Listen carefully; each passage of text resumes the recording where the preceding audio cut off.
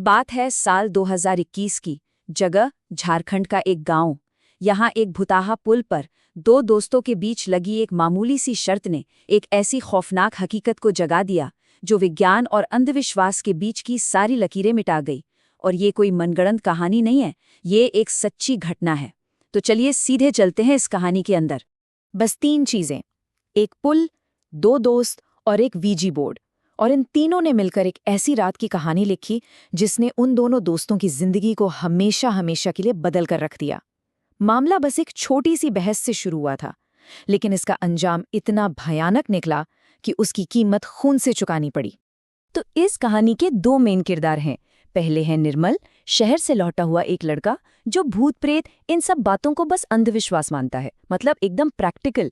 और दूसरा है उसका दोस्त दीपक, जो गांव की हर कहानी, हर किंवदंती पर पूरा यकीन करता है। एक तरफ विज्ञान, दूसरी तरफ विश्वास। और सोचिए, विचारों का यही टकराव उन्हें किस खतरनाक रास्ते पर ले जाने वाला था। तो अब देखते हैं कि कैसे निर्मल के इसी अविश्वास ने एक ऐसे खेल को शुरू कर दिया जिसका अंजाम बहुत ही खौफनाक होने वाला था।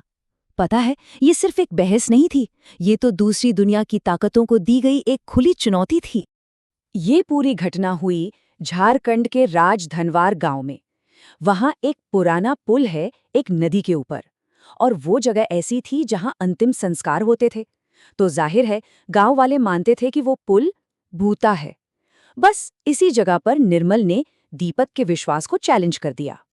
अब दीपक की कहानियां सुन सुनकर निर्मल तंग आ गया था, तो अपनी बात साबित करने के लिए उसने एक बहुत ही खतरनाक आइडिया सामने रखा। उसका मकसद तो बस इतना था कि दीपक को गलत साबित कर दे, लेकिन उसे जरा भी अंदाजा नहीं था कि वो अनजाने में किसे दावत दे रहा था। और फिर आ ही गई वो रात। जो चीज़ एक मजाक की तरह शुरू हुई थी, वो कुछ ही देर में एक ऐसे तजुर्बे में बदलने वाली थी जिससे वो दोनों शायद जिंदगी भर नहीं भूल पाएंगे। उन्होंने सिर्फ एक सवाल पूछा था और उन्हें एक जवाब भी मिला। आधी रात का वक्त, पूरा गांव सो रहा था और ये दोनों दोस्त उस पुल के ठीक नीचे पहुंच गए। उन्होंने वो वीजी बोर्ड निकाला, जानते हैं ना, वो आत्माओं से बात करने वाला बोर्ड। उसे जमीन पर बिछाया, चारों तरफ मोमबत्तियां जलाईं और फिर एक उल्टे ग्लास पर अपनी उंगलियां रखकर खेल शुरू किया। उस वक्त वहां एक अजीब, बहुत भारी खामोशी थी। निर्मल तो एकदम कॉन्फिडेंट था। उसने सवाल पूछा, उससे पूरा यकीन था कि कुछ नहीं होने वाला। सवाल बहुत सीधा सा था, अंधेरे में पूछा गया एक सवाल। लेकिन इसका जो जवाब आने वाला था वो बिल्कुल भी सीधा नहीं था। करीब 20 मिनट कुछ भी नहीं हुआ, सन्नाटा। निर्मल तो मन ही मन मुस्कुरा रहा था कि देखा, मैं सही था। लेकिन फिर अचानक से उनकी उंगलियों के नीचे रखा वो ग्लास धीरे धीरे हिलने लगा। पहले तो दोनों एक दूसरे को देखने लगे कि तुम हिला रहे हो, नहीं तुम हिला रहे हो। गिलास धीरे धीरे खिसकता गया और एक शब्द पर आके रुका। हाँ, बस उस एक पल के लिए दोनों दोस्तों की जैसे सांसें ही थम गईं। मजाक अब खत्म हो चुका था। ये उस रात का टर्निंग पॉइंट था। जैसे ही वो हाँ शब्द पूरा हुआ, धड़ाम, ऊपर पुल से एक बड़ा सा पत्थर ठीक उनके बगल में आकर गिरा। और उसी वक्त निर्मल की नाक से खून बहने लगा। बस अब तो वो बुरी तरह घबरा गए, सब कुछ वहीं छोड़ा और भागे वहां से। और जब भागते भागते उन्होंने पीछे मुड़कर देखा ना, तो अंधेरे में उन्हें कई काली परछाइयां हिलती हुई दिखाई दी। इन्हें लगा कि चलो उस पुल से तो जान बचाकर निकल आए, लेकिन वो गलत थे। असल में असली दहशत तो अब शुरू होनी थी। जो कुछ भी उस रात पुल पर जगाया गया था वो अब उनके घर तक पहुंच चुका था, और हर गुजरते दिन के साथ वो और भी भयानक होता जा रहा था। ये कहानी बस उस एक रात की नहीं थी। देखिए कैसे पुल से शुरू हुआ आतंक तेजी से बढ़ा। पहले तो दोनों को तेज बुखार हुआ, और कमाल की बात ये कि दोनों को एक जैसे ही डरावने सपने आने लगे। फिर अगली रात निर्मल ने आईने में कुछ ऐसा देखा कि उसके होश उड़ गए। और उसके बाद वाली रात एक बर्फीला सा स्पर्श और जमीन पर गीले पैरों के निशान।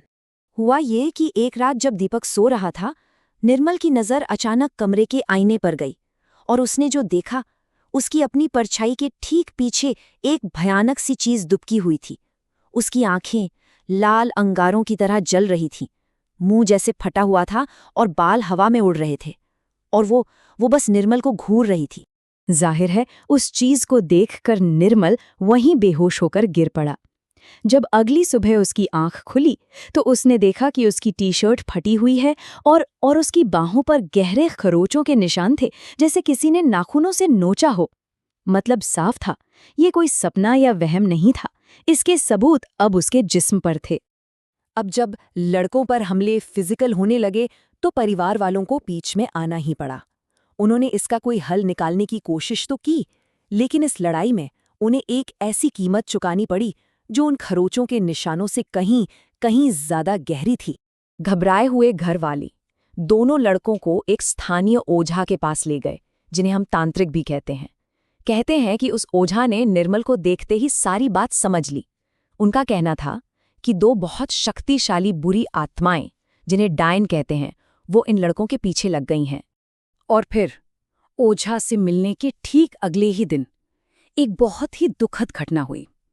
निर्मल के 78 साल के दादाजी, जो बिल्कुल ठीक ठाक थे, अचानक बीमार पड़े और शाम होते होते उनकी मौत हो गई। निर्मल तो एकदम टूट गया। उसे लगा कि ये सब उसी की गलती की सजा है। लेकिन कहानी यहीं खत्म नहीं हुई।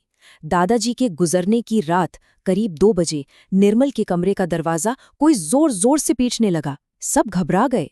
अगले दिन जब हिम्मत करके सीसीटीवी फुटेज चेक की गई तो जो दिखा उससे सबके पैरों के नीचे से जमीन खिसक गई। फुटेज में निर्मल के गुजरे हुए दादाजी दरवाजा पीट रहे थे। उनका चेहरा बिगड़ा हुआ था, मुंह से धुआं निकल रहा था और उनके ठीक पीछे वही 2 काली परछाइयां खड़ी थीं। ये देखने के बाद तो परिवार समझ गया कि अब पानी सिर से ऊपर जा चुका है। उन्हें कोई पक्का इलाज चाहिए। वो लोग वापस उसी ओझा के पास गए और इस बार आखिरी मुकाबले की तैयारी शुरू हुई। तो ओझा ने एक बड़ा अनुष्ठान शुरू किया। जमीन पर चावल से एक खास तरह का चित्र, एक यंत्र बनाया गया। बीच में हवन कुंड जलाया गया और जोर जोर से मंत्र पढ़े जाने लगे।